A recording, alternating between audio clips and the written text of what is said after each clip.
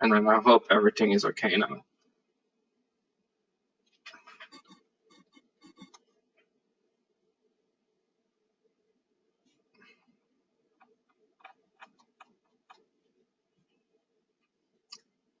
So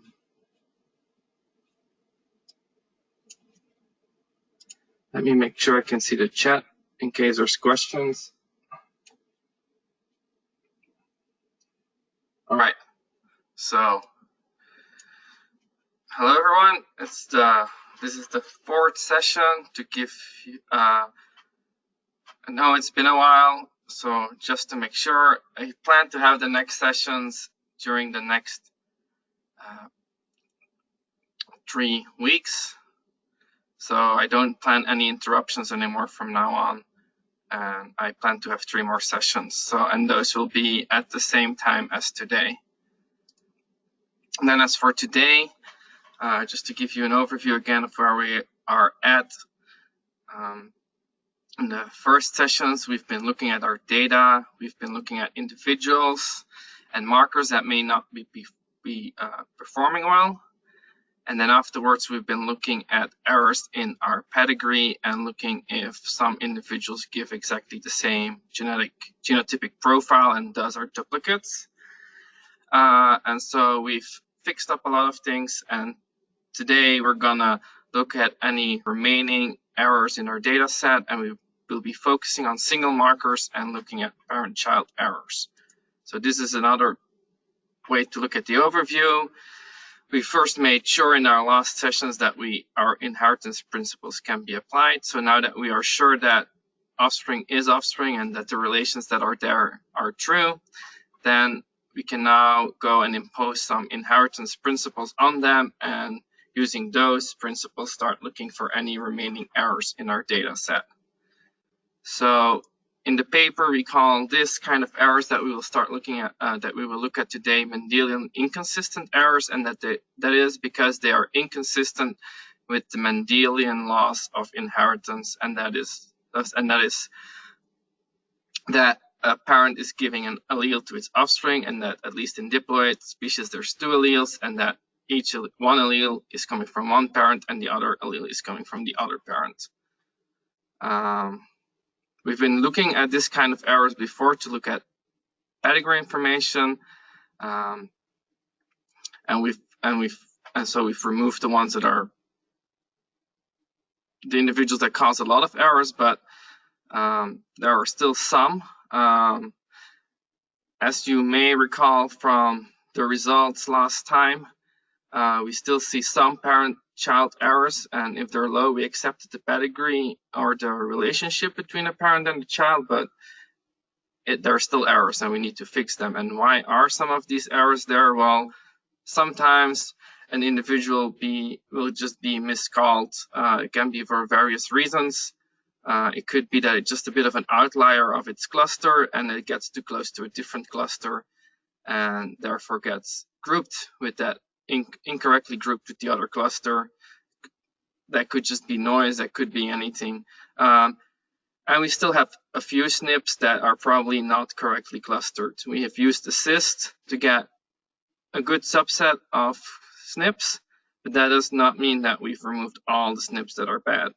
And in some cases, if there's only a few individuals in the cluster, like there's only a few AA individuals, or there's maybe a few individuals with null alleles, those clusters don't always get recognized, especially not the null alleles, but also not the other ones. And then in assist, when I was working with assist, I said assist throws out the group of shifted homo, so the SNPs that have where the groups are shifted all towards one end, and I've said those SNPs could actually be very useful. And so if you add those SNPs back into your data set, then there might still be some of those SNPs that are misclustered and that cause issues and errors. And you want to find those efficiently rather than having to go through all the SNPs and find the few that are wrong. So to find any remaining errors, we'll be using FlexQTL. And why FlexQTL? Well, it detects errors and it reports for which marker and for which individual the errors are observed. So it gives us a good overview of where to find our errors.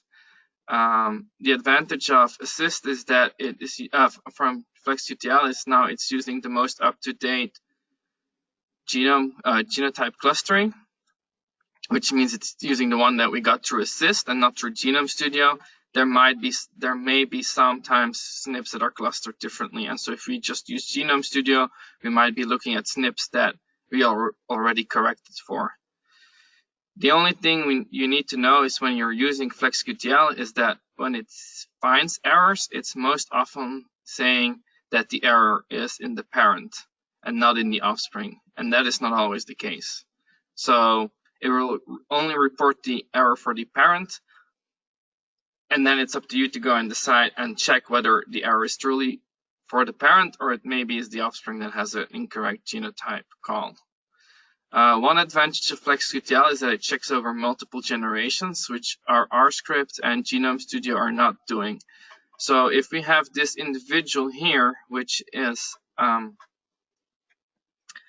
has missing genotype data, and we check it against its parents, we see no error. And of course, if we check the individual with its offspring, we also don't see any errors because there's no data there. But Genome Studio, FlexQTL takes into consideration this whole pedigree, and if we look at the bigger picture, we do see that there's an error here, because if both parents are AA, then we expect this individual to be AA, and an AA parent cannot give a BB offspring, and so FlexQTL will report this as an error. So FlexQTL can see more errors as long as we have enough pedigree information in our data set, or from the individuals in our data set. So FlexQTL requires a specific format of input files, and you can make them yourself based on the input files, based on the data you have. I've done that several times, and sometimes that goes really well, and sometimes you make some errors, and unfortunately, FlexQTL is not really good at saying what the error is in your data set. So, and then you spend a lot of time fixing your input files. Now, if we work with Assist and the Illumina arrays, there is a FlexQTL data prepper, which does most of the work for you. You still have to make a few changes to the files you get, but so far, at the end of the day, my files have been working in FlexQTL after that. So it's an easier way to make your data. But getting the data ready for FlexQTL takes some time, and I think it will be a good chunk of the session today will be on getting our data ready. So FlexQTL data prepper, it requires 3 input files, and these 3 input files we mostly have already. It requires a marker file which says which are your markers and what their position is. And we can create that file from an output file from Assist. We need a pedigree file, and we actually mostly create a file as input for Assist already, so we have that one too. And then it requires a data file which holds our genotypic data, and that is generated by Assist as with the name FlexQTL data prepper. Unfortunately, it's not immediately ready for use, and it still needs a few small adjustments, but those adjustments are only small. So to start with, the first file that we need is a marker file, and the marker file is a simple file that requires 3 columns, which one holds the marker name, the second column holds the chromosome or the linkage group, and the third column gives the position of the marker. And from now on, we'll be working with genetic positions rather than physical positions. And it's important to point out that those two that the markers need to be sorted according to their linkage group and according to their position. Otherwise, you'll get an error from the data prepper, and it should be saved as a CSV file. Now, to make this file, we can start from a file that was created in Assist that was called the blink_in.map file. If I go, I have my Assist files saved in my output file, and here is this blink_in.map file. If I make that, if I open that, let me close this. This is what the file looks like, and the first column here is our group, the second is our name, the third is the genetic position, and the fourth column is the physical position of each SNP. So to get where we need to be for this input file, we have to move this column one over. The easiest way is just to highlight the column, and by right-clicking, choosing cut, and then by clicking on the C column, right-clicking and saying insert cut cells, you just move that column one over. Our genetic positions, we did not give them for cysts, so they're all set to 0, so we can't really use them right now, so you can just go ahead and delete that by right-clicking on the column and saying delete. And then we still have our physical positions, which we don't want to use, but we need to get a map. And getting your genetic positions, there are several ways of doing that. If nobody has ever used the array before and nobody's created a map with these markers, either you go ahead and create your own map by using larger families and creating a map as one would with SSR data. If you don't have larger families, and if you don't have a map, you can use, but you have physical positions, you can use the physical positions as a proxy for a genetic map. For instance, in the speech data that we used in RosBREED originally, we converted physical positions to genetic positions using saying that 1 centimorgan equaled, I believe, 250 kb. So in that case, converting physical positions to genetic positions would be just saying that our genetic position is equal to our physical position divided by 250,000, and then we would get here that this marker would be at 0.85 centimorgan. This would just be an approximation, but if you don't have anything else, it's better than nothing, and then you can do that for all the markers, and you would get approximate centimorgan positions.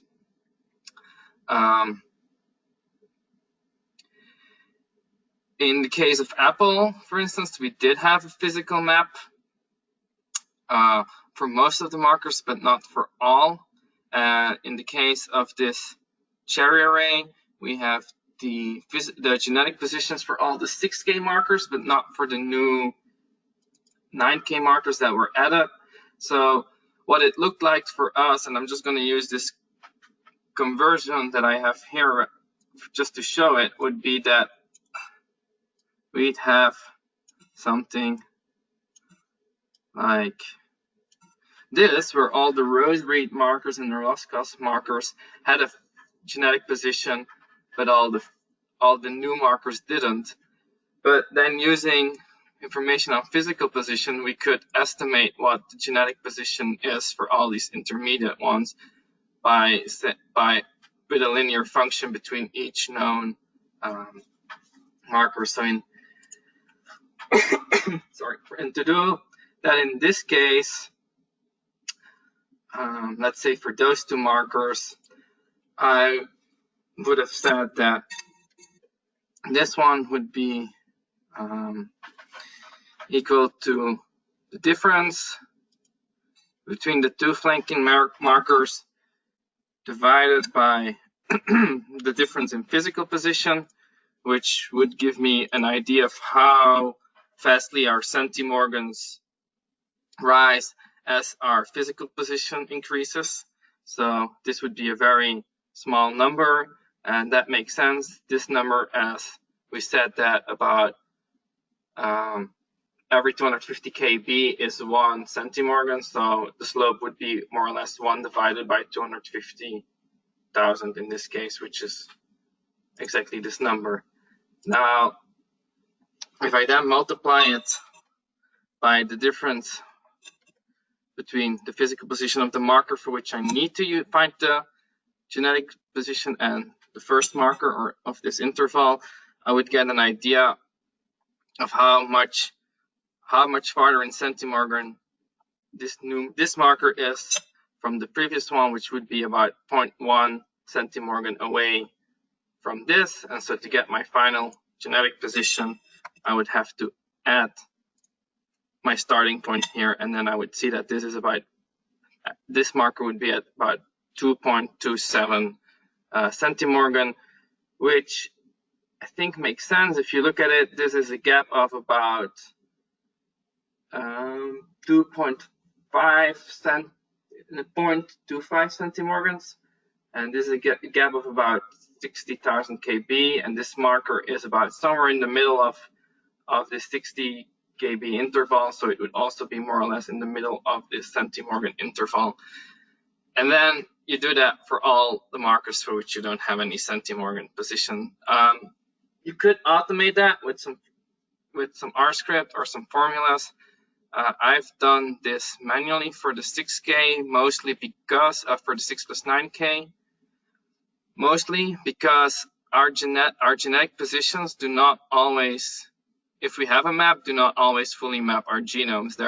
In our map, there might be inversions compared to the physical genome. Not all the order of the markers is not always exactly as the physical position says it is. It's mostly because for Apple, definitely the initial genomes were not that good. I mean, they were decent, but there were still a lot of inconsistencies. And so to look at those inconsistencies in order between physical and genetic position, it's better if you have yourself have a look at it and decide what to do with the markers rather than have some software look at it, unless you make a lot of rules. But a simple conversion script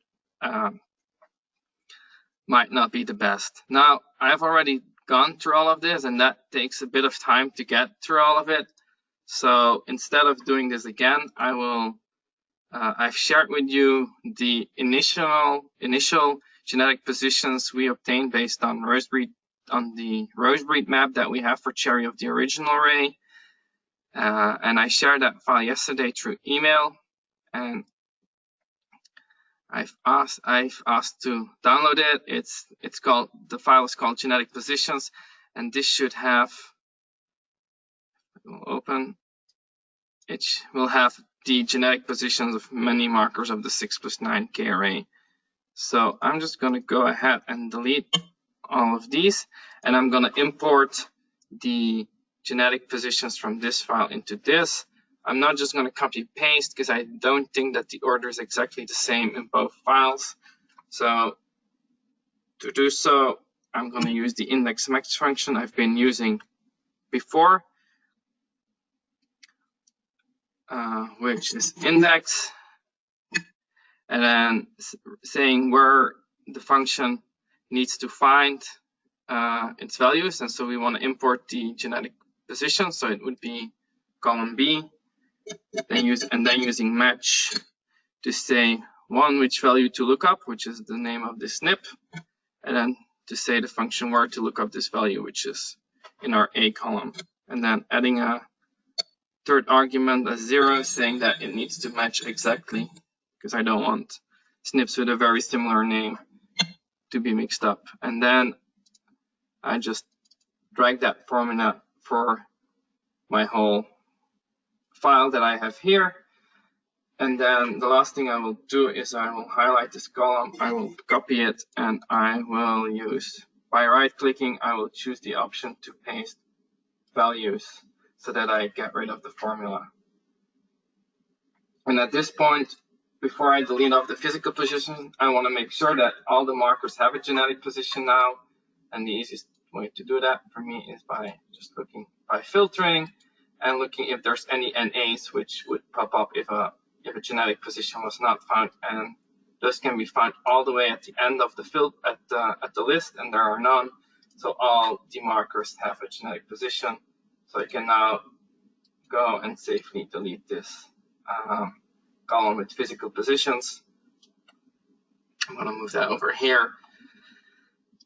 And so now I have more or less almost the format of the input file I need. The only thing I need to do is add headers, which in this case has to be marker ID with capital M and capital I, group, and position. And then the data prepper is expecting a CSV file, so I have to now go and save this file as a CSV file, and I'm going to save it in a folder where I'm keeping all my FlexQTL input, and I'm gonna call this. It's for the 6+9K. It's the map file, and it's for the FlexQTL data prepper. So I'm gonna call it map _ FlexQTL prepper, and I'm gonna here say that it needs to be saved as a delimited file or a CSV file. And then our map file is created. The second file we need is a pedigree file. Close that. The pedigree file was used before as input for assist, and I think mine can be found under Genome Studio output. It was saved as a text file. I want to make some changes, but I want to do that in Excel, so I'm going to right-click, choose Open With, and choose Excel here, so I can change things in Excel. I'm going to make those 3 columns white so I can see everything here. There's a few things you need to know about FlexQTL. FlexQTL does not like any spaces in the name, so you have to make sure that there's no more spaces in the names. Normally we've taken care of that in the beginning when we made our sample sheet file, but it's good to check. The file is otherwise almost the same as the file that we had before. The only big difference is that it expects different header names. So it expects the first header to be, or column name to be name, the second to be parent 1, and the third to be parent 2. And it needs to be saved as a CSV file. Now, there's one more thing you need to be aware of here, is that I made this file as an input file for assist in the very beginning of our curation sessions, and at this point I haven't gone in and changed any of the pedigree errors that we observed before. So if you have, great, but if you haven't, you need to make sure that all your files that you're working with have the correct pedigree information. And so I just want to point that out, that that's important to be aware of, that you do that. And just to be, I'll open the files that we created last session and to show you where the errors are. So the errors were the ones with high numbers of, the pedigree errors were the ones with high numbers of parent-child errors. So there's only a few here, which is this one, individual, and just can go off ahead and delete this pedigree information. The same for the FR 1098, which is this one. And then as I scroll through, there's a few more. There's Gilpec that had a high error number for its parent. We had Index, which is here, which has an error for Rainier, and then Ulster, which also had Gilpec as being wrong. And then we're not done, because we also had the results of last time where we found a few things, and I'm only gonna quickly open that for you as a reminder. If it will, okay, here it is. It gave me a few crosses, so that it found with, or it gave me some results, and so it said that Stella index would be Stella cross Bing. There's a few it could not test. I'm not gonna put those in right now. If you have pedigree information for those, the reason it could not be tested is because some of these individuals did not have genotypic data. But if you have genotypic data for grandparents or other related individuals, you might try some of those and see what it does in FlexQTL. And if it leads to a lot of errors in FlexQTL, you know that although this could not be tested, that these combinations were not true after all. But I know that they are not true, so I'm not going to add them right now. And then the only one that I know is true and that was found here was that this individual is a cross between PMR1 and Moreau. The script doesn't know which one is the mother or the father, and in many cases when you find new relationships you may not know it, but in this case this was an introduced error for me to show you what would happen if there are errors, and so I do know which one is the mom and dad, so I'm gonna reverse it from what our R script reported. I don't need to change anything here, and then I need to change this file, save this file as a CSV file. So again, I'll say save as. I'm gonna save it in the same folder with all the other input, and it's a CSV file. So make sure I highlight that here, and I can just name this the 6+9K pet FlexQTL prep file and save it as a CSV. And so that's our second file that we need to have. And then the third file is generated by assist, which holds all our genotypic data. So in my case, it would be under the assist output folder that I have, and it's this file. It's saved by assist as a text file. I'm not sure why, because it requests a CSV file, the data prepper, and assist can save CSV files, but it is saved as a text file. So I'm first going to copy it and put it in my FlexQTL input folder. And then if I open this file, it's saved as a text file, but if you open it with a text editor, you see there's all these commas. So it truly is already a comma separated file. It's just not saved as one. So in this case, we can go ahead and rename and change the extension to CSV. Now, I think you'll get an error, or you'll get a warning from Microsoft or from Windows asking if you truly want to change this, but you can go ahead and safely do that. Now, if you don't see this .text or .csv file, I think I mentioned it last time, but under View, there's an option here saying File Name Extensions, and by making sure that is checked, you can see the file extension, and you can go ahead and change that.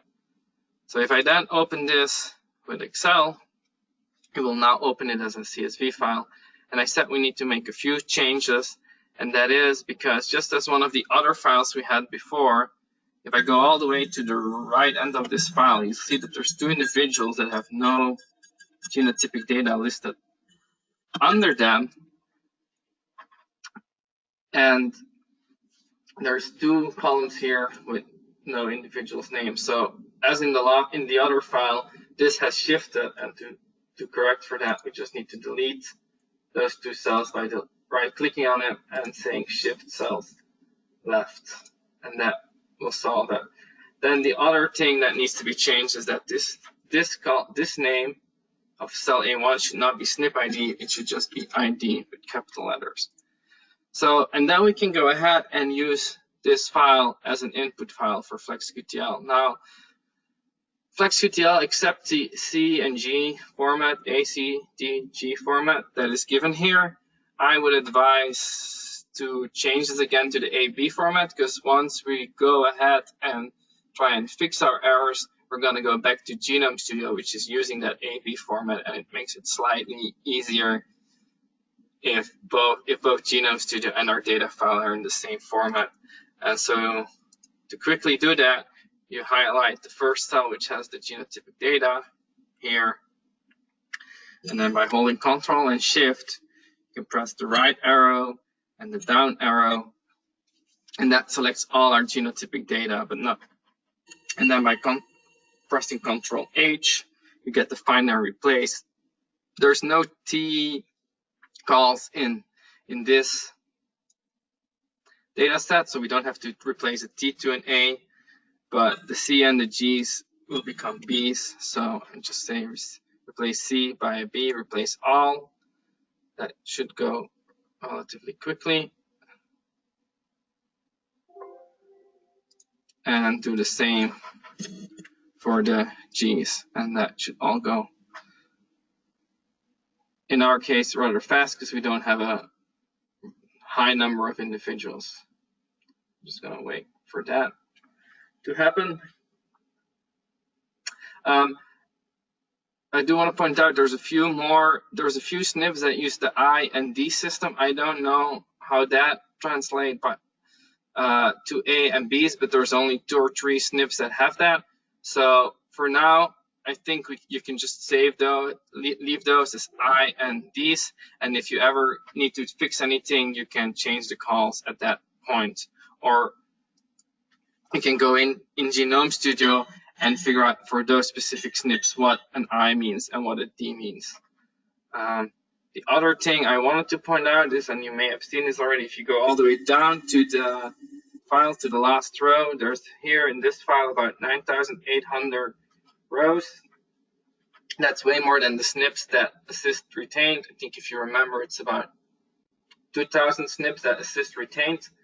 So that is because Assist also put all the monomorphic SNPs in this file. It did not put the shifted homozygous group in this file, but it did put all the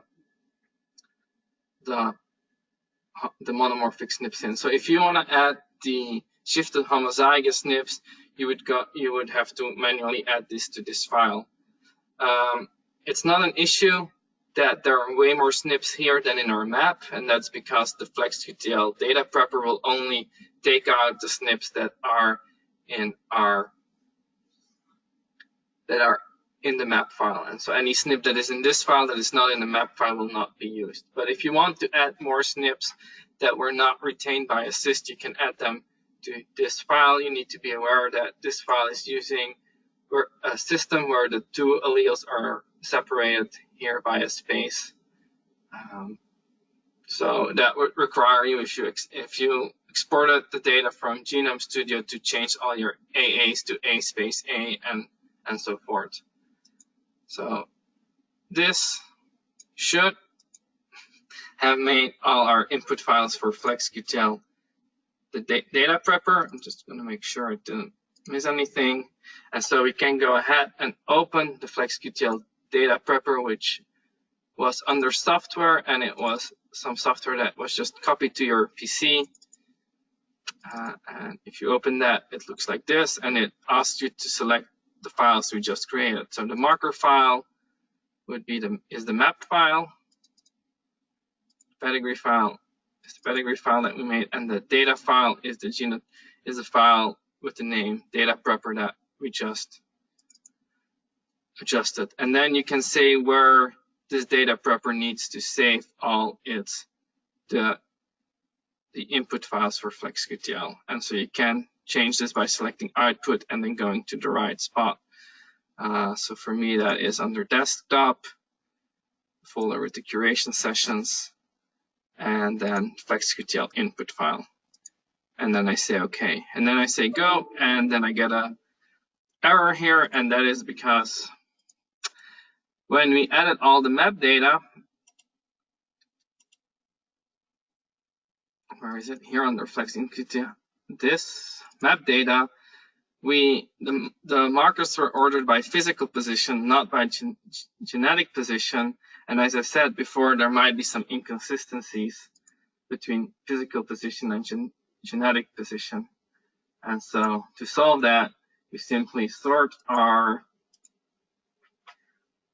markers first by group and then by position, and just make sure you have my data as headers so that the header names are not going to be sorted with it. And if you do that, it might not look like anything changed, but a few things changed. So if I save this file now, I should be able to safely go and run it, because it will reload this file. And look, and if all goes well this time,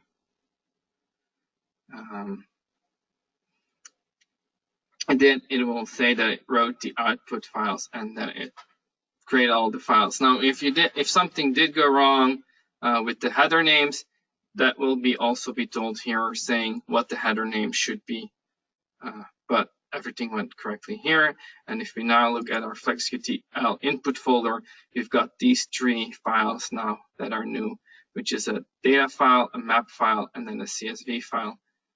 Now, so those are the 3 input files for FlexQTL, and so I'll go over them so that you have an idea what they look like, and that if for some reason you cannot use the FlexQTL data prepper, that you know how to create those files yourself. So FlexQTL uses 3 files. 2 of those were created by the FlexQTL data prepper. The third is a parameter file, which looks the same but holds the parameter, so you might want to change a few things. It's one of the files I shared with you through email, and that is also on the Dropbox.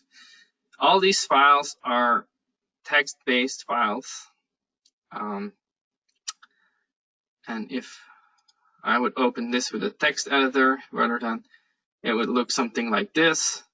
It's really hard to go ahead and edit or change things in this, so that's why I've set my computer to open these files with a dat and a map file to open in Excel, because it makes for easier data management. Now, if I open these files, unfortunately the data file is still not really manageable in Excel, and one would have to go and separate all the columns using a space. And as you may see here, for instance, because we have really long names for our SNPs, actually our title row is split up in 2, so this is not ideal to work with either, but luckily the data prepper also created a CSV file, which is the same version as the data file, but in a format that is more easily to work with in Excel. The other thing I want to point out here, you see a semicolon at the top, at the start of the first cell. Any row in any of the files that start with a semicolon, FlexQTL will just ignore and pretend it's not there. So FlexQTL will just not even look at this, and it will get the names of the SNPs from another place. It will not read that. The advantage of that is that if we're working with FlexQTL and for one reason or the other during QTL analysis or data curation, you want to exclude a few individuals from the analysis, but you don't want to delete them necessarily from all your files, you can easily exclude an individual by adding a semicolon to the very first cell of the very first of that row, and from that point, FlexQTL will just ignore this whole row and pretend it's not there. So it's an easy way to exclude certain data, either individuals or markers from your data set without having to delete them and maybe later put them back in. So what does a data file look like? It looks more or less like this one. It starts with the first column, this one is called base cohort by the FlexQTL data prepper. It works a bit as a population. So if you have 2 distinct groups and you want to, let's say, do a QTL analysis on both, but you want to make it clear that those are separate, you could have, you can indicate that here. I've never really used that. For me, everything has always been in one big population, because what we see in our crops is that a lot of the things are strongly connected anyway. Then the second column is the name of the individual, and again, make sure there's no spaces in here, because otherwise FlexQTL will not load your data correctly. And sorry, I just needed to check if there were no questions. Then it has the 2 parent columns, and then normally for QTL analysis, you would get any number of nuisance variables, which are variables that are not used for QTL analysis directly, so it's not like traits, but they can be used as cofactors. For instance, you could add a column saying the location, or you could have a column saying this is selected material, these are unselected seedlings. There's just some extra data on your data set that might be useful for you to make subsets, and that can be used as cofactors. Then there would be columns with traits or phenotypic variables that you would use for your QTL analysis. So they have not been included here, and they need to be added manually if you want those in. And then after that, it is a list. Every column will be one of your markers, and it's important that within the column your alleles are separated by a space, one or more spaces. So you could have two, but one space is enough. It's also important to say that this marker order of these columns should be exactly the same as your map file. FlexQTL is not going to match this name in the header here to the name in the map file. It is going to just assume that the marker order it sees here is the same as how you defined it in the map file. So it's the map file that defines your marker order. Unfortunately, this file is not directly ready for use in FlexQTL for two reasons. The first one is that FlexQTL expects that when parents are given for an individual, it's either both, like is the case here for Lambert, or none, as is the case here, for instance, for Moreau. It does not accept that only one parent is given, and it will give an error. So in this case, Gilpack has Napoleon, but as its second parent is missing, and FlexQTL will not accept that. So to deal with that, we need to create some parents, although we don't know what the parents are. So we create some dummy parents with missing data for these individuals. And the best way to do it is to give a meaningful name to your dummy, because I could just call this dummy 1, for instance. But then if FlexQTL later reports there's some issue with dummy 1, I have no idea what that means.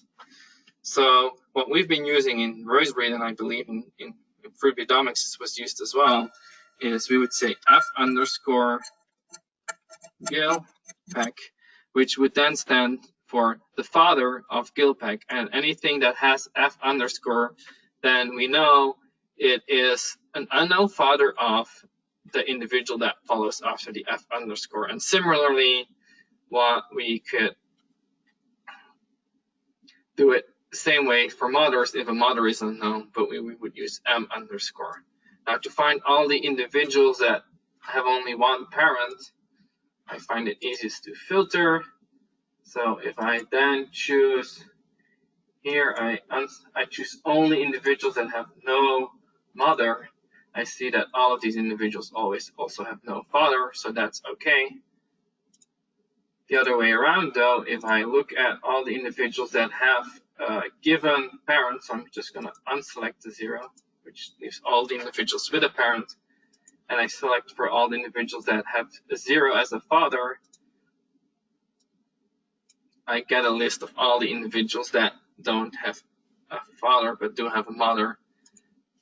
In this, if you have a lot of these individuals, the easiest way to just quickly get to the format with the F_ is to say concat, which is concatenating several text parts of string, and I would say F_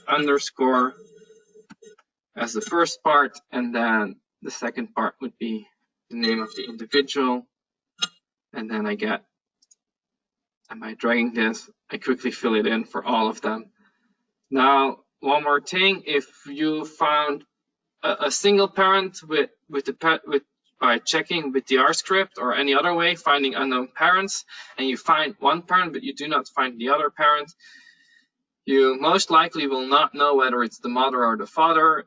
If you want to keep track of that you actually are not sure that it is the mother or the father that you don't know, what you could use instead of F_ would be UP or some other designation where UP would stand for unknown parent rather than the father. In this case, I think it's always the father that is missing, so we'll just leave it to F_. Then I'll clear the filter, and just to make sure that I remove the formulas from this, I'm just going to copy it, and then by right-clicking using values and paste, and just get the formulas out of there. So now all our individuals have 2 parents. Now the next thing that this file did not do is FlexQTL expects that every named parent is in your data set. So for instance, the this one that we just created is right now is not yet in our data set. But there are other individuals that we may have named that we don't have genotypic data for that are right now not in this data set because FlexQTL data proper does not automatically end them. So we need to find any parents that are not in our data set. And for me, I found the easiest way to do that is by just copy pasting those two columns that hold all our parents. I created a new sheet here at the bottom, and I'm pasting all my parents in here. Now I'm gonna delete off this parent 2 because that's not really a name, and then I'm gonna select everything in the second column by starting at the first cell, holding down Control and Shift, pressing down, and then I'm gonna cut down, which is Control X, and just paste them at the bottom of this. So now I have a single list of all the listed parents in my data, and then by highlighting this column and saying remove duplicates, I can just get a list of all the unique parents that are here, and there's 46 parents that are in my data set. And I can go off and delete this 0 because 0 stands for no parent, so that is not really a parent here. And then to find out if this parent is in my data set or not, all I need to do is see whether it is in the list of individuals. And very easily way to do that is to just say count, use the count if function. And so I want to count in this column in my data with all my individuals, and I want to see whether this parent is in there, and it gives a 1, which means it's counted once. So yes, that individual is in my data set. And I can do that for all the individuals, and I see there's a few zeros here. So individuals that are not in my data set yet, and I can easily filter those out with the filter function and selecting any individual that was found 0 times in my data set. So this is the list of all the individuals that were listed as a parent but are not in the data set. So I want to go and add these, and I'll just take this, copy it, and then put them at the bottom of my data file. Now, as I said before, I mostly put everything in the same population, so everything here will get a 1.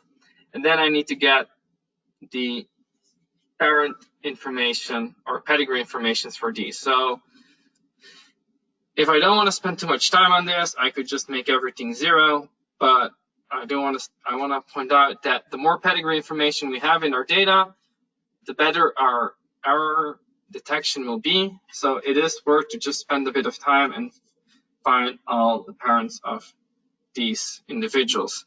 Now, I've sent another file yesterday, which is extra pedigree information. I also uploaded it to the Dropbox, which holds the pedigree information for these individuals. And then with the index match function, because I'm again not sure that they're in the same order, I will fill in the parents. Now, in this case, I want to query the B column, and you can see that there's these $signs in front of the B, but I want to make sure that if I change to this column, it is not still the B column. At that point, I want the C column, so I'm going to remove those $signs here by pressing F4, which should remove them. And then after that, I can do a match, and I want to find the parents for this individual. In this case, if I drag my formula, I want to make sure I stay in the B column, but I do want it to go up and down as I drag this formula. So I'm going to, by pressing S4 until I get a $sign in front of the B, but not in front of the number, I'm going to ensure that as I drag my column, it will still be querying the B column, but it will go up and down as I drag the formula. And then the name of this individual will be found in the first column, and that can have the $signs because it's always going to be in the A column. And then again, a 0 to make sure it's an exact match. And then I get, if I do that, I get these. And if you can see here in the formula here, this has successfully changed from B to C, meaning that for this value, it's looking in this column, in the column with the fathers rather than the column of the mothers. And then I can just drag this to the bottom, and it will fill in all of these individuals for me. And then I'm just going to copy paste and with values as always to get the formula out. Now I need data for these, and I don't have data, so I need to use the format of missing data, which is this dash space dash. If I would do this like this, Excel will give me an error because it doesn't like it. Then I use a minus symbol and then another formula or a number. So there's two ways to deal with that. One is to use a single quote in front of it. The other is to just copy and paste from a cell that already has it.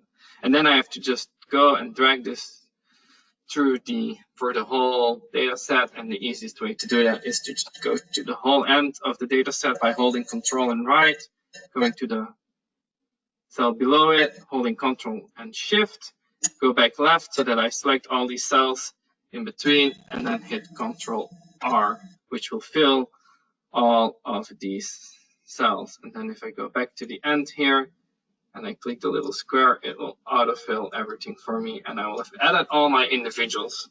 Now, this is not it because I've introduced new parents, and I need to make sure that those are in the data set as well. So I'll have to do what we did before again, just to make sure that I have all these parents. I can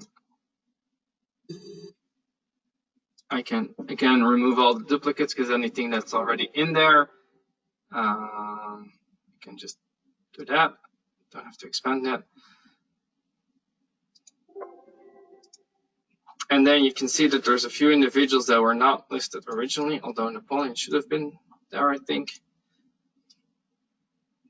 And as we can see, most of them are in this data set, except for 3 that we introduced newly by adding more pedigree information. And so we need to make sure that those are added as well. So it's important to make sure that all of your individuals are listed in this data file, which is not done by the FlexQTL data prepper.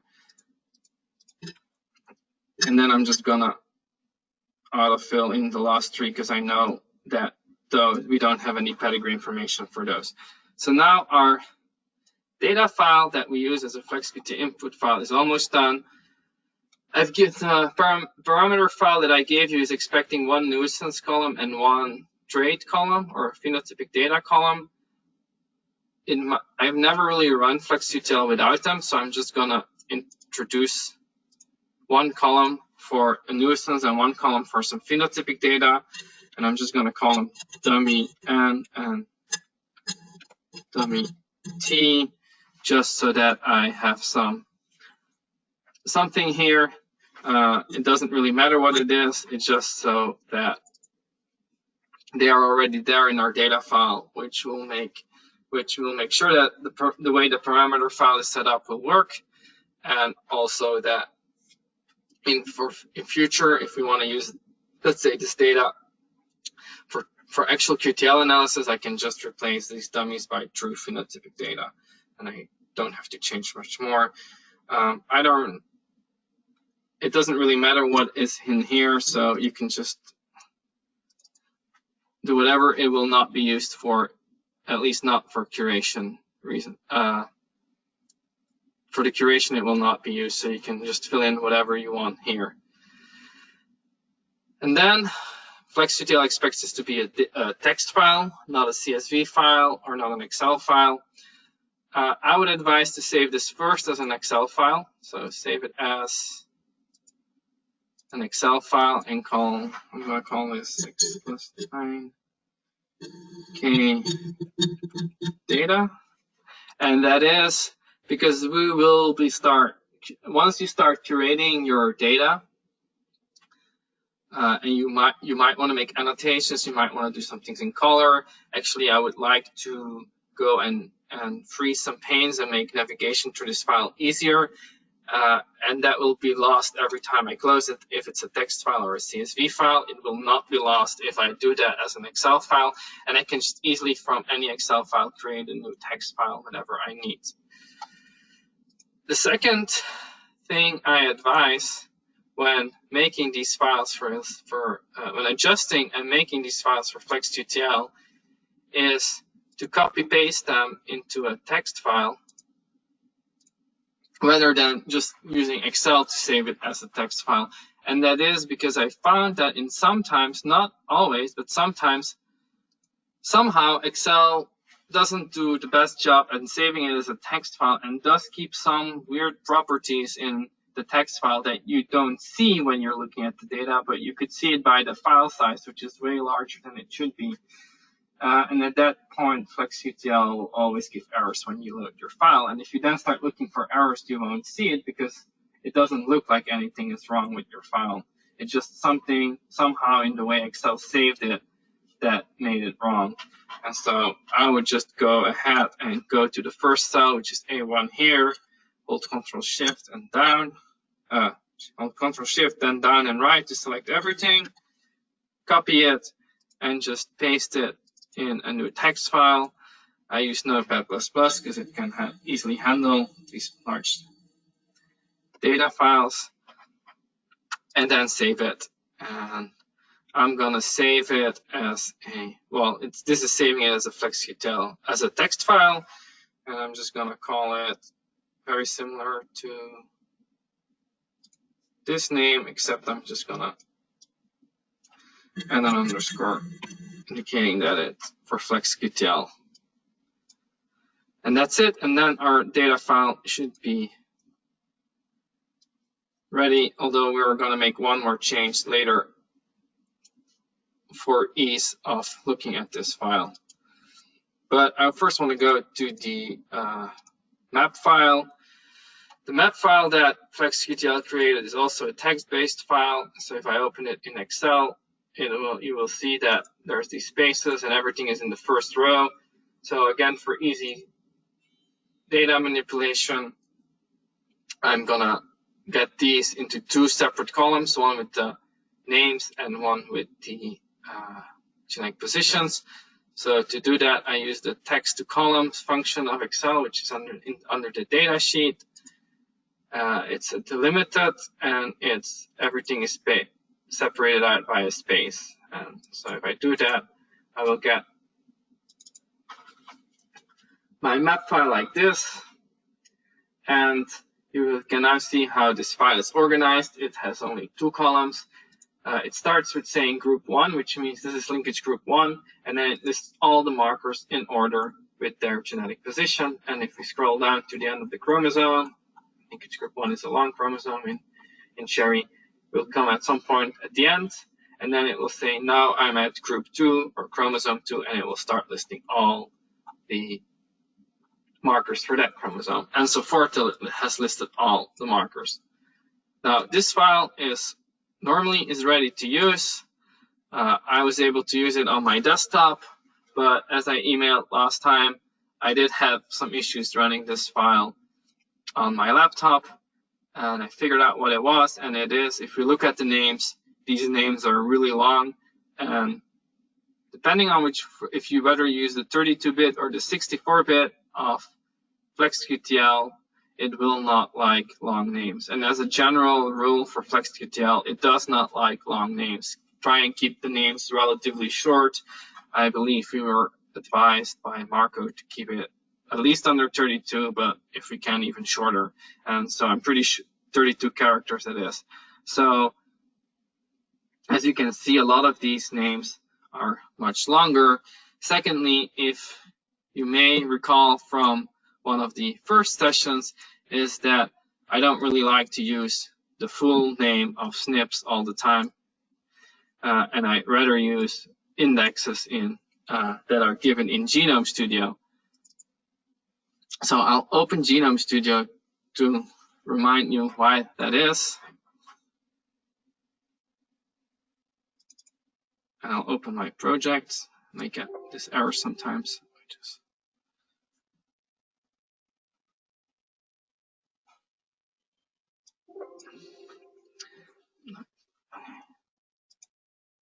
I'm not sure what's happening. Normally this goes much faster, so maybe it's because I've been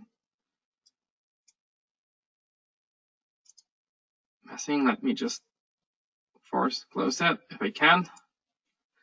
Anyway, I'll already tell you why it was again, is that using the index allows for much faster filtering in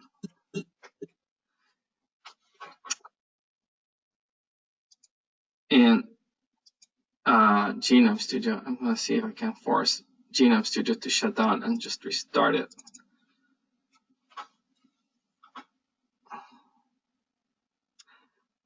And so I want to change the SNP names here to the indexes.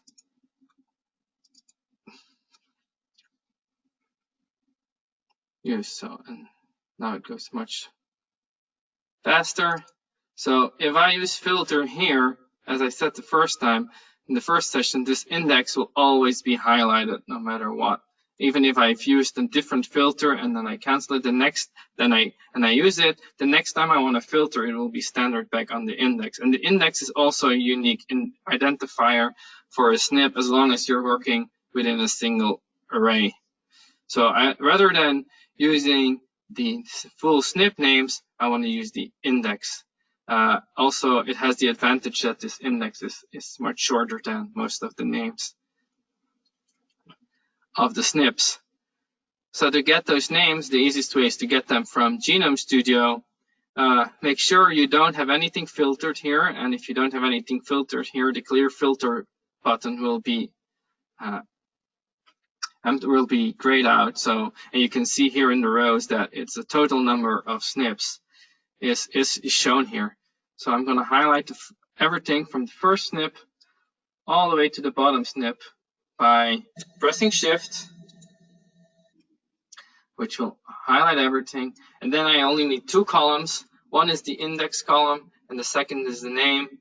And to get the second one, you have to hold down Control and click on the second column. And so now those two columns are highlighted. And all of our SNPs are highlighted, and then I can go ahead and click on this button here, which is to copy, because Ctrl-C does not work with Genome Studio. And then I will copy this into a new sheet in Excel, which now gives me all the index numbers and their names of the SNP. And to change this, I will add a new column here at the beginning, and I'm going to use the index match function as before. Using index, I'm going to say I want this number, which is also called the index. I want to match it to the SNP name, which is hidden behind the formula here, but it's the SNP name in B2, and the SNP names that are linked to the index are found in this column, and then again say 0 just to ensure an exact match. And then do this for all of our SNPs, and then copy paste to get rid of, and paste as values to get rid of the formula. Now, if I do that, I'll move it back to here, and I filter, you'll see now at the end, I'm going to unselect everything, and at the very end, there's a few names for which it could not find an index, but if I filter, I see just those groups. And given that there's no SNP called a group, it didn't find an index, and that's great because they don't need to have an index. They need to have this group in all of the cells so that FlexQTL will see that this is where the chromosome starts. You can clear the filter again and then delete this off. And then now I have a map file that instead of the full names is using the index, which if once FlexQTL start reporting errors for a certain index, now I can easily go into Genome Studio and find them. The other thing that I want to do right now is I'm going to select everything except for the group, which will now list all the markers in their order. And I'm going to copy and paste all of that. So I highlight the first cell that has an index, hold Ctrl-Shift down, and then press Ctrl-C to copy. And I'm going to go back to my data file, and I'm going to, on the first header that has the SNP name, I'm going to right-click and say paste and transpose, which will now paste in the number of the SNPs rather than the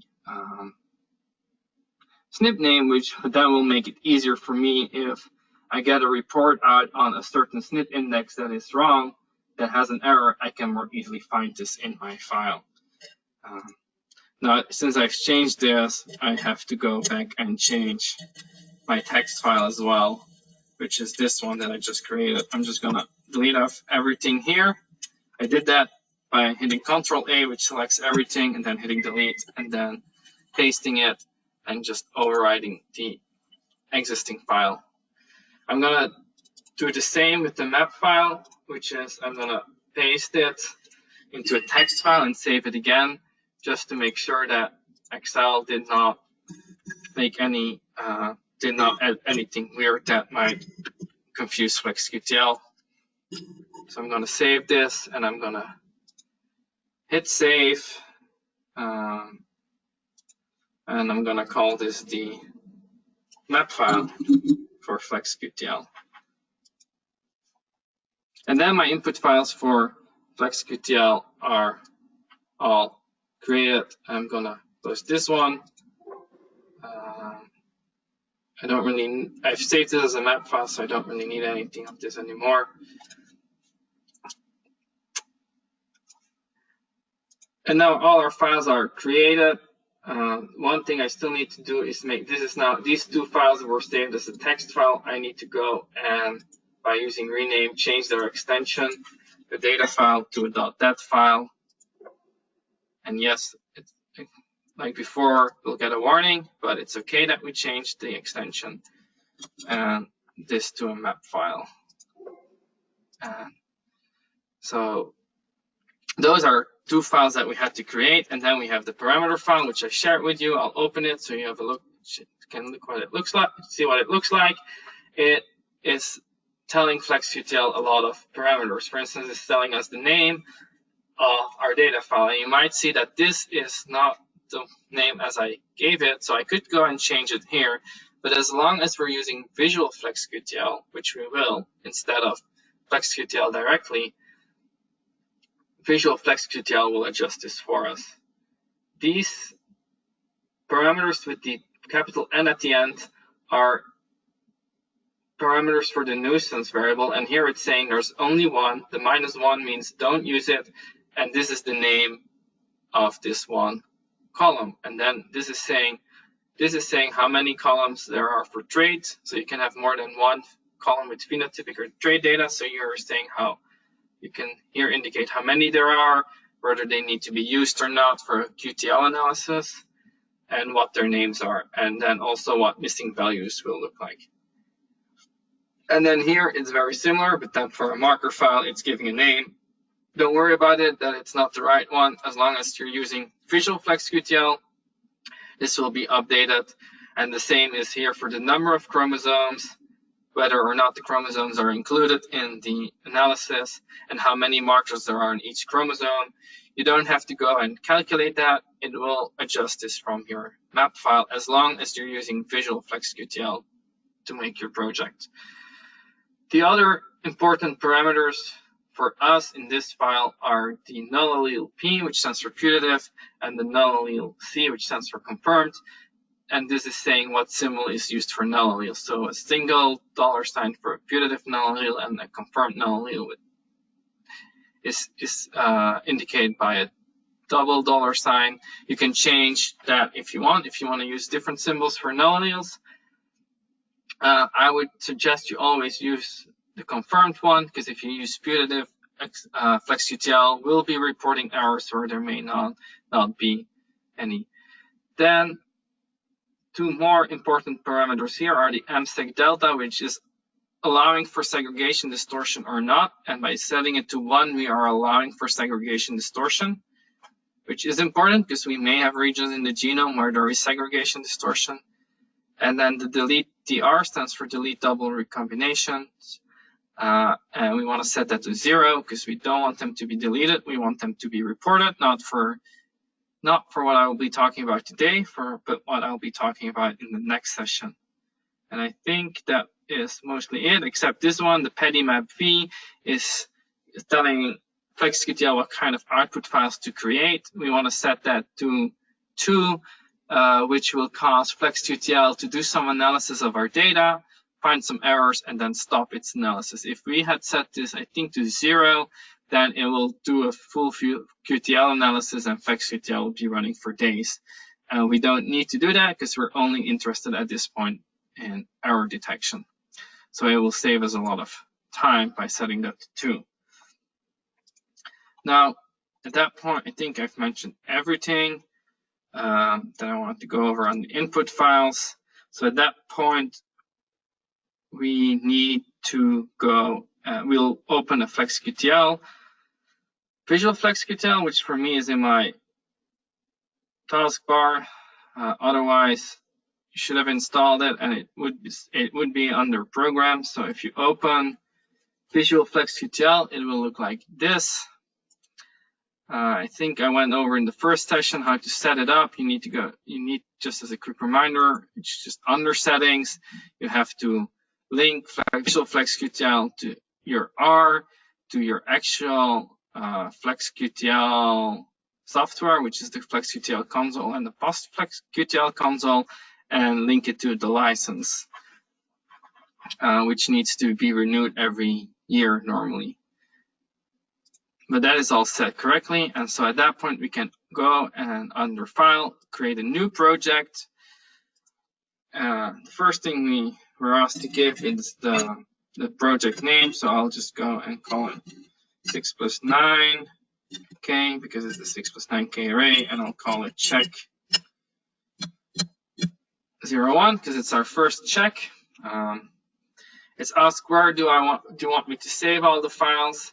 For me, I've created a folder called FlexQTL, and I wanted my runs to be saved in that folder. So I'll just say select folder, and at that point, Visual FlexQTL will fill this in for us, and this just means that it will create a folder within the directory where we set, and it will give that folder the name of our project. Now, if a folder is already there with the exact same name, if I do this, you'll get a warning. And I advise you not to use the same name 2 times. And then we just have to give our 3 input files to FlexQTL. For me, they were stored under the FlexQTL input. This is the parameter file I shared. Then the map file, and as you will see, FlexQTL will only be showing files that end with the extension .map, so it's important that we do that. And the same goes for the data file. And then if I say OK, FlexQTL, Visual FlexQTL works, which is great. Sometimes I've had it where it doesn't work. If it doesn't work, for me, it's always been the case that I forgot that first column, which is showing the population. I've forgotten that in the beginning when I was making files, and then Visual FlexQTL will just crash without telling you why it has crashed. Now, to make sure that our data files are correct, there's a few ways to see that. One is under Settings.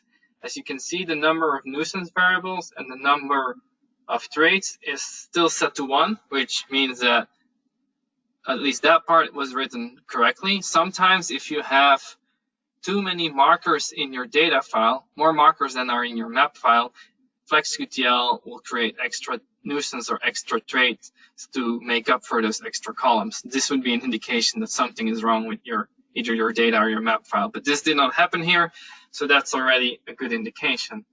Then under markers, if something is wrong, if you actually have two little columns for your marker file, for your markers, then at the very, very end here, you would have missing data and it would be indicated as red here.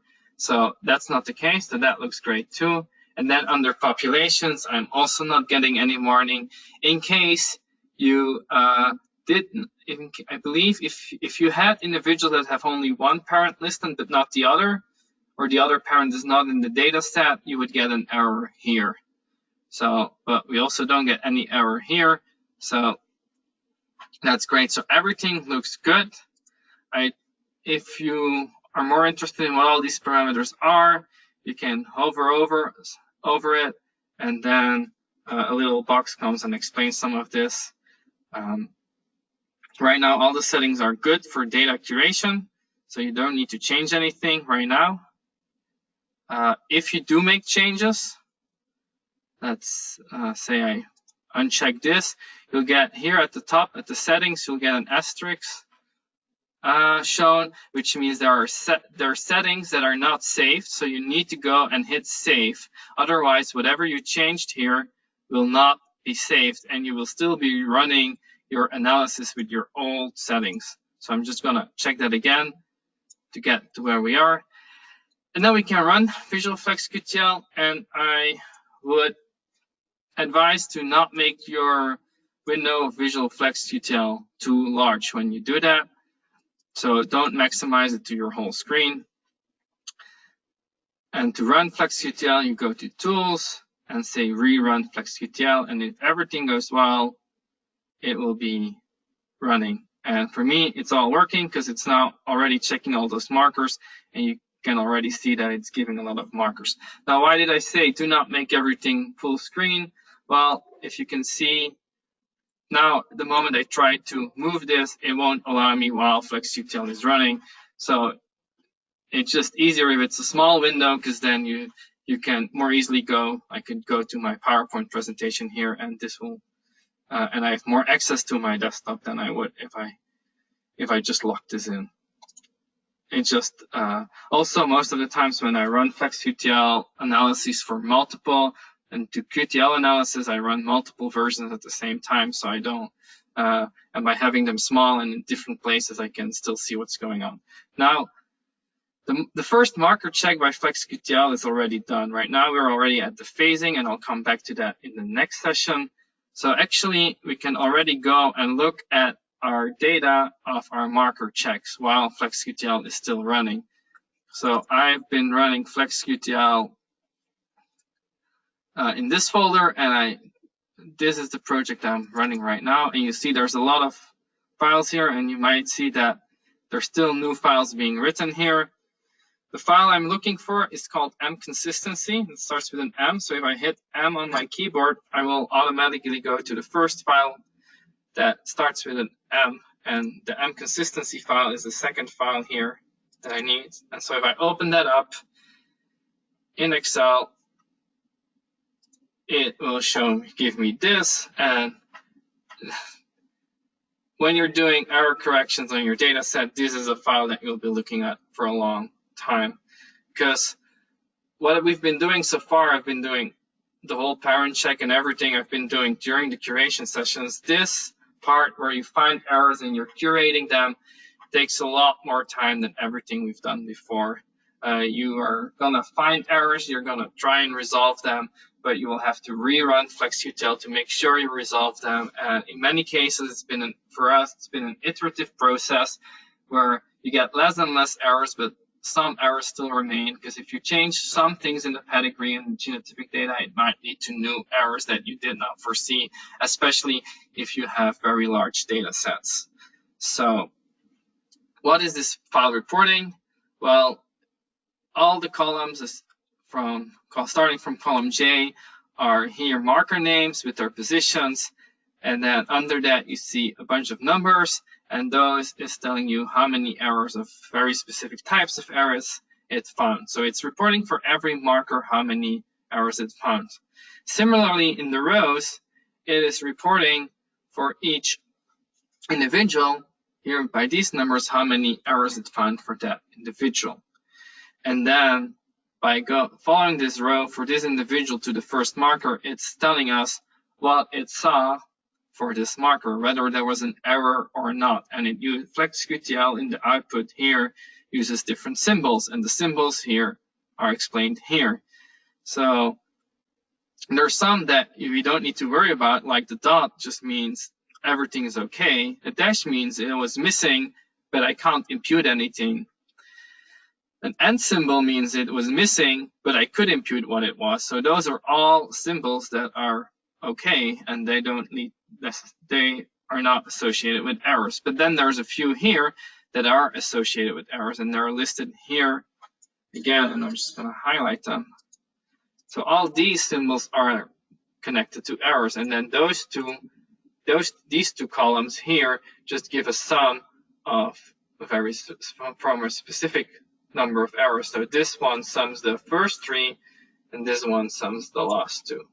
And so what kinds of errors are there? Well, there's errors where FlexQTL found an error, deleted the genotype, and then augmented means it imputed the new genotype. This symbol means that it found that there was a putative null allele, and it found an error, saying that something wasn't right there. And then this cardinal symbol or the hashtag is saying there's missing data, but I know that although there's missing data, something is wrong. And those are the cases, as I showed before. Where is it? Here, where this is missing, but based on parent and offspring information, FlexQTL is figuring out that something is wrong. And then there's two more. Here it's saying it's observed, and I deleted it. And I have saying this is observed, and I think there's an error. So these are all kinds of errors, and that FlexQTL is reporting. Most of the time, since I don't use the putative null alleles, this one will be a 0 because this is putative null allele, and I made it missing. So all these errors are listed here, and so it's up to us to now go and check what is going wrong and why there is an error. Now, there's a lot of SNPs that don't have any errors, and I don't really need to look at them, so I want to get rid of them. And the easiest way, the way that I've been doing it, is by selecting this whole table, which I do by starting here at marker, holding Control and Shift, and then pressing down a few times until I get everything, and pressing right a few times until I get everything.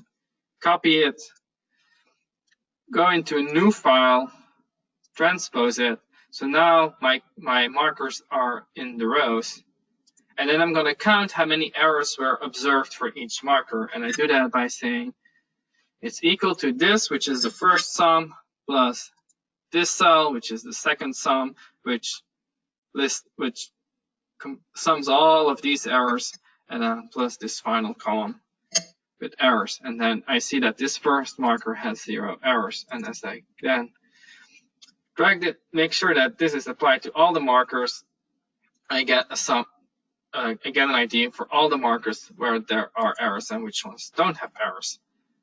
And then by highlighting the row above the first marker, which in my case is column row 9, and adding a filter here, I can just filter in this column where I did this sum for all markers that have errors. And as you can see, this time my markers, there's only markers with 1 to 5 reported errors, which is really great because when I was working with Apple in a much larger data set, there were many more errors per marker in general. And you can see here from Excel that there were 278 markers out of the 2,180 that showed any errors. So now I go ahead and select this whole table again. So I hold Control Shift again, and I press down and right a few times until I have everything. I copy it, and I transpose it again. So I get to a very similar column, very similar table as before, but now only with markers that have errors. And I'm gonna reduce all these columns in their width so that they don't take up as much space. And then I'm going to select this first cell that is reporting for the first individual and the first marker. And then under view, I'm going to say freeze panes. And what that will do is that it will allow me to easily scroll through all the individuals and all the markers with still knowing which individual or which marker I'm talking about, because it locks in the top.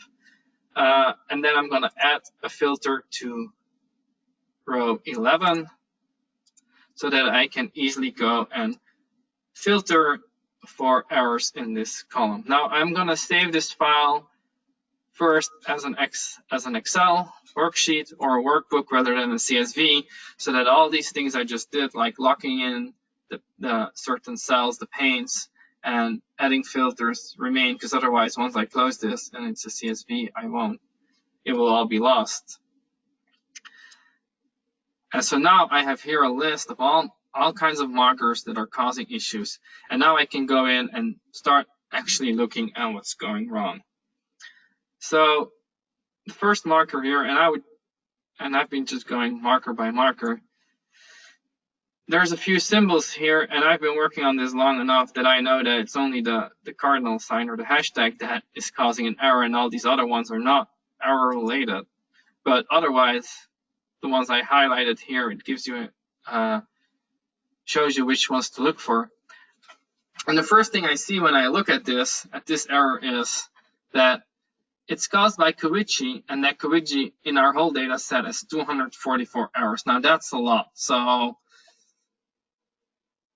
and also what I see is that it's the cardinal sign, and I know that this means that Curation's data is missing, but yet FlexQTL is figuring out that something is wrong. Now that already makes me think in this case that something might be wrong for Curation, or at least for its pedigree, because it can't be genetic data, genotypic data, because there is none. But the number of errors is pretty high, so something must be wrong with this individual. And since it cannot be the genotypic data, it must be something with the pedigree data. Now I could go and look in Genome Studio for this marker, which has this index. So I will copy it. I'll go and look in Genome Studio to make sure it's not the marker this time. And to quickly go to any marker, I paste the SNP index. Right now it's saying smaller than, which would filter all of the markers with a smaller index number, but by checking this not part here, which will stay checked, I can easily find anything that is not smaller than 156, so which means it starts at 156 and above, which means that in Genome Studio now this marker is on the top, and I can see that although it reports here 2 parent-child errors, I have not updated my Genome Studio either for the corrected pedigree. So I know that these were ones that were wrong in pedigree, so actually there's nothing wrong. It looks like a very nice SNP, so I'm very convinced that nothing is wrong with the genotype calling of this SNP, and that yes, it must be something in Curation. Now what is going on in Curation? I'll go back to my data file that I made. So I'm working with marker 156, and I'm looking for something wrong with Curation. So this is one of the other reasons why I saved this data file also as an Excel file, because now I can also lock in the row which holds the marker names or the index numbers, and all the columns with the pedigree information, and I can scroll through my data file as needed. I can also start coloring and making annotations to this file as I wish, and this would then be my main file in which I'm adjusting genotypic data. And so now I need to go and find marker 156. So I could do 156, and from experience I can, in the beginning of the genome, this might work if I do find next, but there's a lot of markers that have 156 in their name, and especially once you get to markers later in the genome and the index number is small, then that will might take a while before I find the exact marker I'm looking for. So you can, under the control find function of the find function of Excel, you can say match entire cell contents under more options, and then it will only show this marker. So I'm going to highlight this marker for now, and the other thing I'm going to do is actually what I needed to do is get filters everywhere here, and then I have to find the marker again. But that will allow me to go and filter for the markers as well, and search for any specific genotypes there, which is really useful if you have a lot of data. And the other thing I'm going to do is align my numbers to the left so I can properly see them. Now, as I've said before, Curation doesn't have any data, but if we look at Curation which is here at the end. It has Bing and Gilpack as two parents, so I can go and filter and look what Bing and Gilpack what they are. I can also give in their names, but I'm gonna quickly just go and scroll through here. And now we can see that both individuals for this marker are AA. And as in the example I showed in the PowerPoint slide, that would indicate that Kawichi is also AA. And then if I clear this filter and I look at individuals that have Kawichi as a mom, I can now already see here two individuals that have a BB, and so which are not matching with what the parent should be.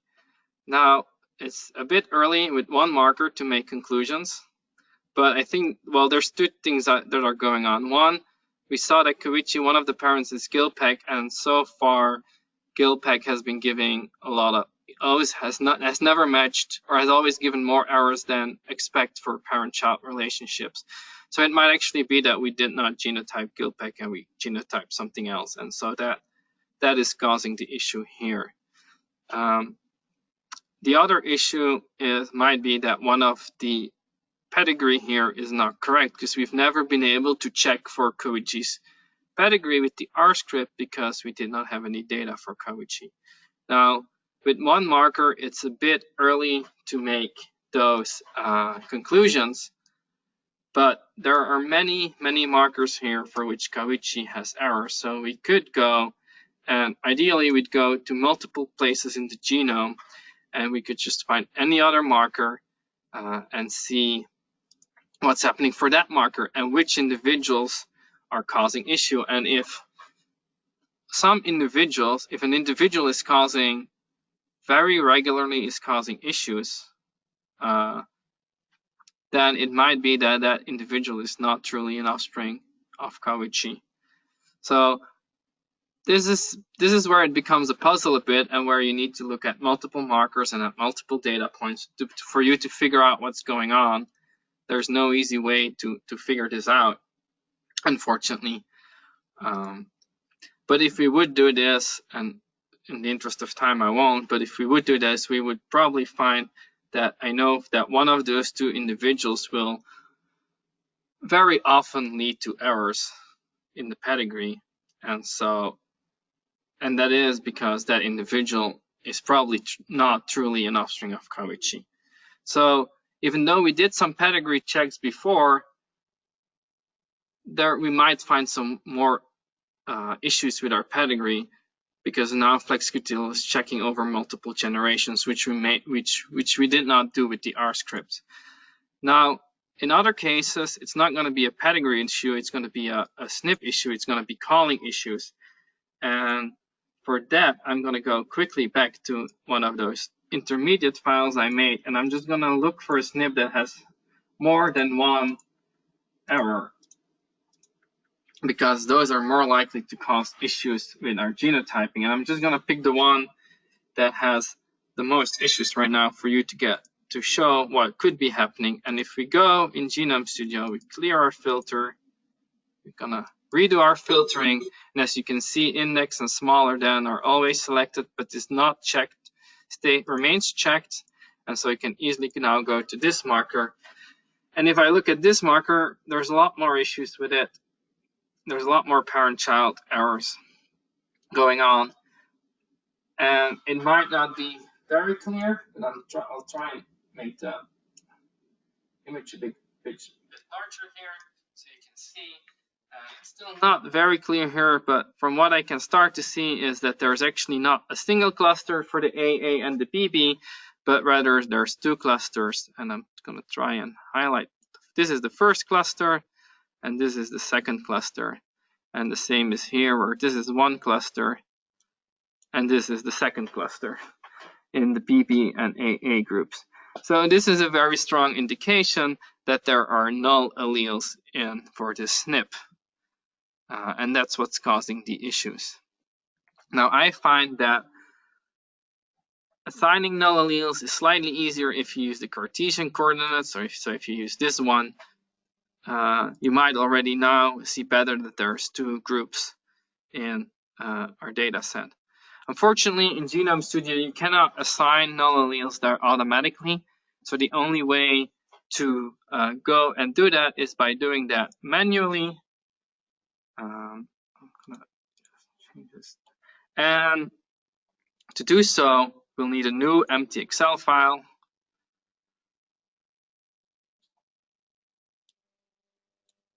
And then we'll just go and highlight the groups one by one.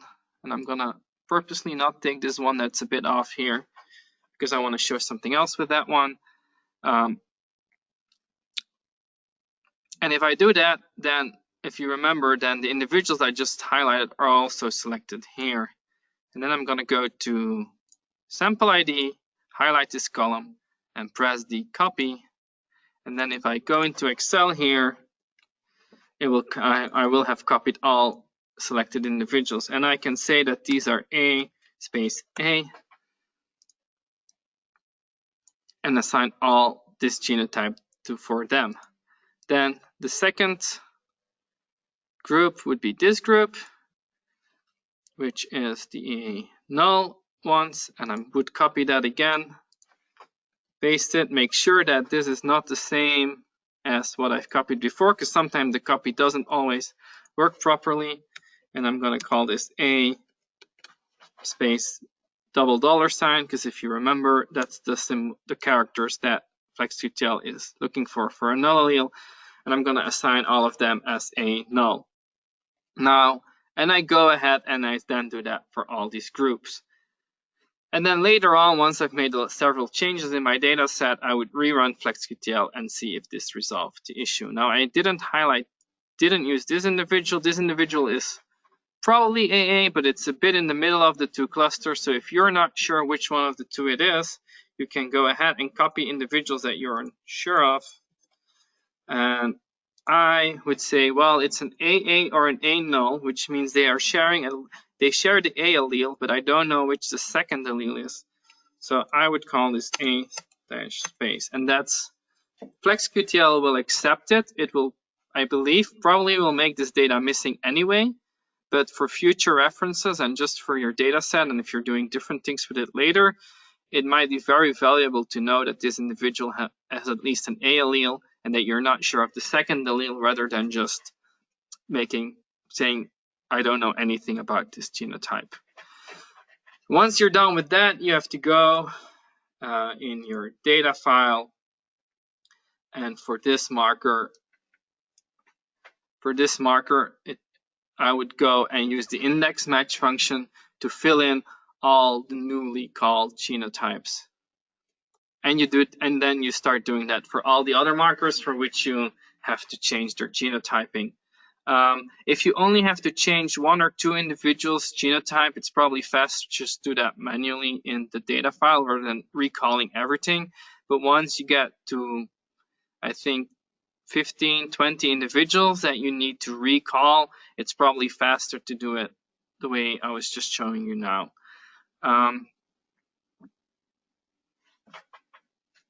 This was, well, I recognize the null alleles because I've been doing this a lot. It might take a bit more time to recognize what's going on in case of multiple clusters. I advise to use as much as you can families and pedigree information, look at two parents and look how the offspring is segregating. It is a puzzle. It's not always clear what is happening. I'd say if you spend more than, I'd say 10 minutes, 15 minutes, 10, and you can't figure out what's going on, it might just be worth to remove the SNP from your data rather than spending a lot of time trying to fix it, especially if there's many, many errors. Because also when you might have figured it out by the end, it might still be wrong. Also, there are some cases where these separations between the null allele and the cluster with a null allele and the cluster without a null allele are not very clear, and they're actually overlapping. There's other cases where an AA and an AB cluster are overlapping, And at that point, you can't really make genotype calls accurately anymore. And then at that point, it's better to decide to remove the SNP from your data set.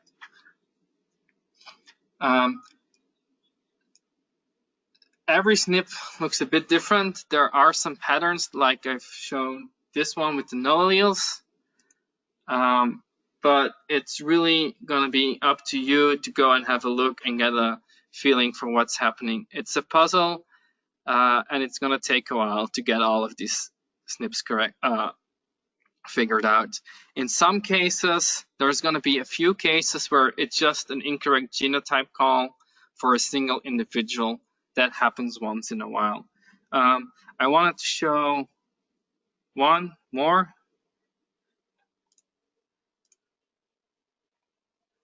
I'm not sure which one it was anymore because the SNPs that are causing errors are slightly different from the file I created a few days ago, but I'm gonna see. Yes, it's this one of these. In this case, it might not look as clear what's happening. You just see one BB cluster, you see some AB cluster, and it looks like two AA clusters. Again, often it's worth to switch between the two views. If we look at this now, we can actually see that all of the intensities for the B are more or less the same, and they're actually pretty low, and it's mostly along the A. For the A allele, that intensities are changing, and actually I don't agree with Genome Studio here. What I think here is happening is that these individuals are AA individuals. These individuals are null individuals, and these individuals are A null individuals. So, and I think that because one, again, the intensity for the B allele is pretty low, and so I'm thinking there is no B allele, and there's just an A allele and an allele that is not amplifying anything. And that is causing why we see three clusters. And so this would be, again, one with a null allele. And I think that in this data set, if you go ahead and play it, it will be mostly null alleles that you will be finding for SNPs with many errors. And I think given that we have a pretty small data set and we have, and though it is pedigree connected, we don't have a lot of representatives for each parent.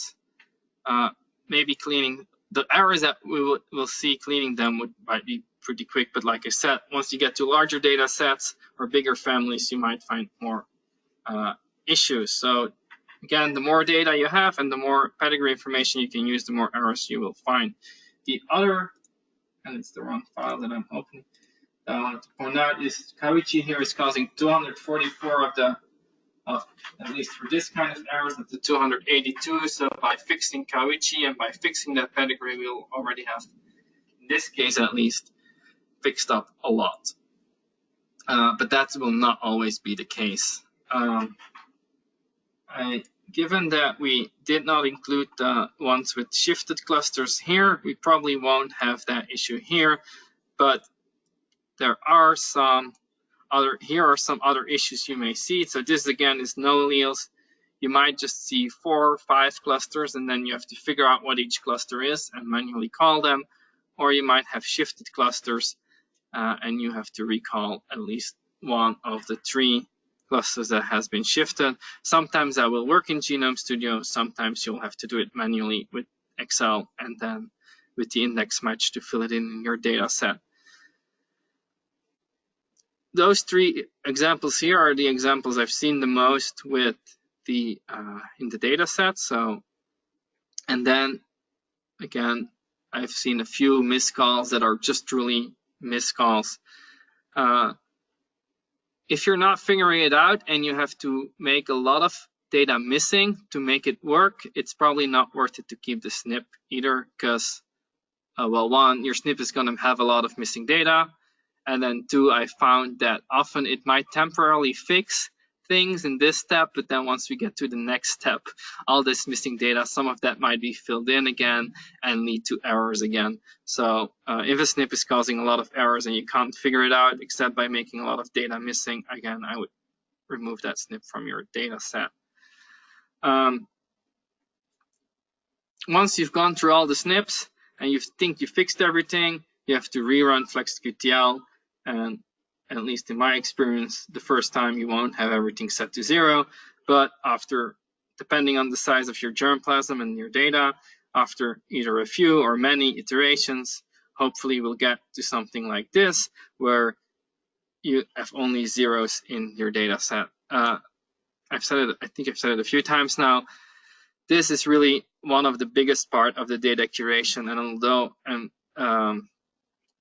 and I can't really just cover that in one session, it would probably take me 10 or 20 sessions to go over everything in this data set right now. And I don't think that's the goal of these sessions. It's also just good for you. I mean, you will need to work with your data, and every data is a bit different, and get a feeling of what is causing errors in your data set. And the more you're looking at these SNPs and the errors, the more you'll get familiar with it, and the better you'll get an understanding what's going on. But I think I've given you the main issues that can occur here and what you have to look for so that you can get started with this. And it's also important that we get this to zeros before we go to the next step, because otherwise we'll have a lot more issues to deal with in the next steps that could have been dealt here, and actually could have been dealt easier here than in the next step. I think that is it. No, there's one more thing I wanted to show you, which is an inconsistency file here that I generated earlier. And you see that there's a lot less errors reported, and that is because there are much less errors here, because in my data set, when I added all these parents at the bottom here, I didn't bother with filling in the pedigree information. And so it's just to show that the more pedigree information you have, the more errors will be, the more likely errors will be found. So you will probably find more errors. And that is good because one, even if some of this pedigree information is wrong, by adding it, I will now know for sure it's wrong. And then that's actually improved my records. And secondly, I will find more SNPs with errors, because not every SNP in every, some SNPs that have incorrect genotype calls will not always be showing incorrect genotype calls. For instance, if I cross an AA individual with an A null individual, I will only get AA individuals and A null individuals, but Genome Studio will call everything AA, and it will look like nothing is going wrong. But then if I add a second cross with that A null individual that is crossed with a BB individual, then suddenly some offspring will be B null, and suddenly errors will become reported for, or will start being reported for that SNP.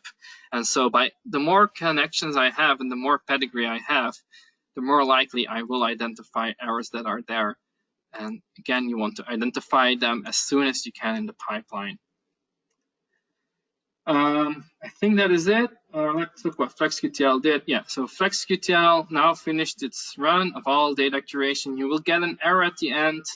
You don't have to worry about that error. That is because FlexQTL is expecting that you've run a full QTL analysis, and we'll do some analysis of that QTL analysis at the end.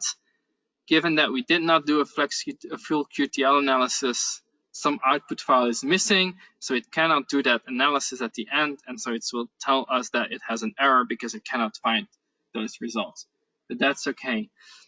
Also notice that here it's still saying running FlexQTL, although it's finished. You can see that because right here it says finished, and here there is now an OK button.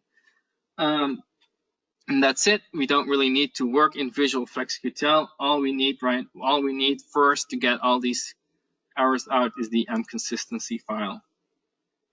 Again, once you've gone through all the markers, I would advise you to run a new FlexQTL again. When you do that, create a new FlexQTL project. Don't override the old one, I would say. And I think that's it for today.